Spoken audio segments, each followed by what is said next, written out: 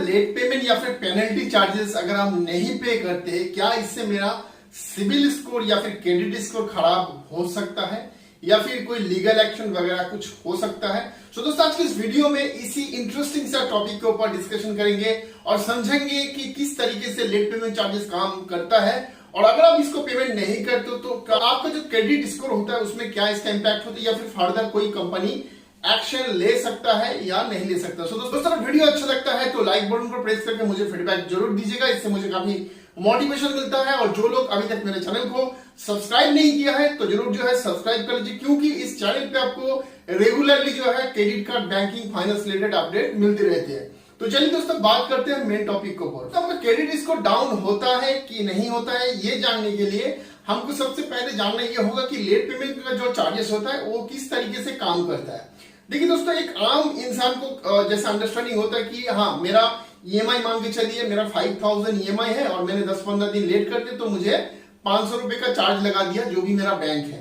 अभी एक आम इंसान का अंडरस्टैंडिंग ये है कि मेरा 5000 रुपए अगर मैंने पे कर दिया तो खाली मेरा जो है लेट पेमेंट चार्जेस बचेगा, जो कि मैं हो सकता है अगले महीने दे दूं या फिर 15 दिन या 10 दिन बाद दे दूं, ऐसा अंडरस्टैंडिंग रहता है एक आम इंसान का।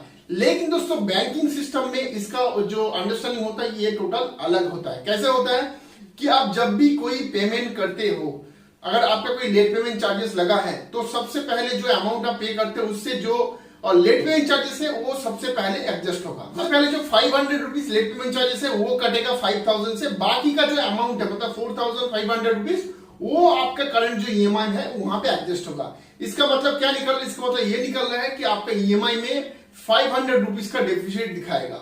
सो इसके चलते होता क्या है, आपने देखा होगा कि आपके पास जो है लगातार कॉल आता रहता है और आपको बोला जाता है सर पेमेंट कराइए पेमेंट कराइए। सो इन सिस्टम आपका लेट पेमेंट चार्जेस बाकी नहीं दिखाएगा, आपका ईएमआई का बाकी दिखाएगा। और इससे होगा कि अगर आप लेट करते हो तो आपका जो बैंक या एनबीएफसी है हो सकता है कि आपका उस चीज को जो है रिपोर्ट करते सिविल पे, मतलब सिविल पे दिखाएगा कि आपने पूरा पेमेंट नहीं किया। दोस्तों इस तरीके से जो है लेट पेमेंट चार्जेस काम करते हैं। मतलब अगर आप लेट पेमेंट चार्जेस पे नहीं करते हो तो हो सकता है आपका सिविल में वो इंपैक्ट करे। अब बात करते हैं दोस्तों कि इसमें कोई लीगल एक्शन हो सकता है कि नहीं हो सकता। देखिए तो मैक्सिमम सिनेरियो में होता है कि अगर आपका कोई 1-2 ईएमआई बचा है और आपको 3-4 लेट पेमेंट चार्जेस लगा है तो आप अगर नेगोशिएट करते हो कंपनी से कि हाँ मैं ईएमआई भर देता हूं तो आपको मैक्सिमम सिनेरियो में जो है लेट पेमेंट चार्जेस जो है माफ हो जाता है।